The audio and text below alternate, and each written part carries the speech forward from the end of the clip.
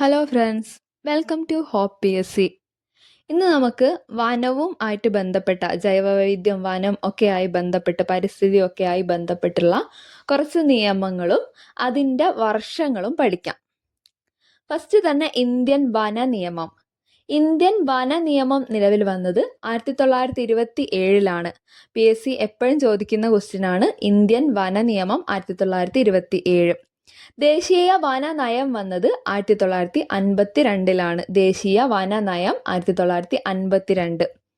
കേരള വന നിയമം വന്നത് 1961. അപ്പൊ കേരളത്തിൽ നമ്മളെ സംസ്ഥാനത്ത് വന്നത് 1961. ഓക്കെ, ഇന്ത്യൻ വന നിയമം 1927, എന്നാൽ കേരള വന നിയമം വന്നത് 1921.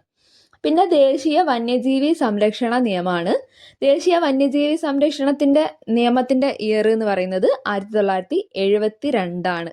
അപ്പോൾ വനം 1927 ആണെങ്കിൽ ആ 27 തിരിച്ചിട്ടാൽ 72, അത് വരുന്നതാണ് വന്യജീവി. അപ്പോൾ വനം വന്യജീവി നേരെ തിരിച്ചിട്ടാണ് വരുന്നത്. അപ്പോൾ 27 72 ആണെന്നുള്ളത് ഓർത്ത് വെച്ചേക്കുക. വനം ഉണ്ടെങ്കിലല്ലേ വന്യജീവി ഉണ്ടാവുള്ളൂ.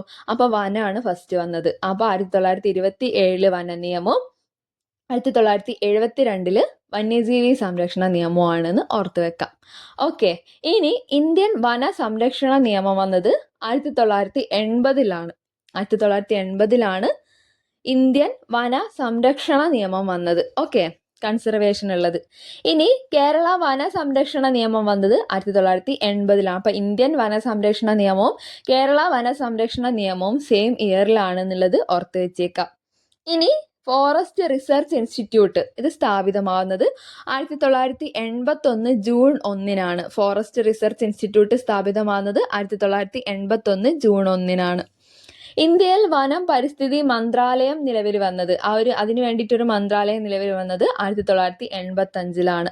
ഇന്ത്യയിൽ വനം പരിസ്ഥിതി മന്ത്രാലയം 1985. ഓക്കെ, ഇനി ഇന്ത്യൻ പരിസ്ഥിതി സംരക്ഷണ നിയമം വരുന്നത് അത് 1986. അപ്പൊ 85 വനം പരിസ്ഥിതി മന്ത്രാലയം വന്നു.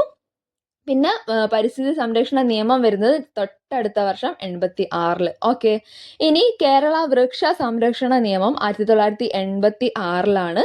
കേരള വൃക്ഷ സംരക്ഷണ നിയമം നിലവിൽ വരുന്നത്. അപ്പം പരിസ്ഥിതി സംരക്ഷണ നിയമവും കേരളത്തിലെ വൃക്ഷ സംരക്ഷണ നിയമവും വന്നത് സെയിം ഇയറിലാണ്, 1986. ഓക്കെ, ഇനി ഇന്ത്യൻ ജൈവ വൈവിധ്യ നിയമമാണ്. അത് വരുന്നത് 2002. 2002 ഇന്ത്യൻ ജൈവ വൈവിധ്യ നിയമം. ഓക്കെ, ഇനി റീസെന്റ് ആയിട്ട് PSC നമ്മളോട് ചോദിച്ച ഒരു ക്വസ്റ്റ്യൻ ആണ് വനാവകാശ നിയമം. വനാവകാശം 2024 ലാസ്റ്റിലേക്കുള്ള ഒരു PSC എക്സാമിന് ചോദിച്ചു.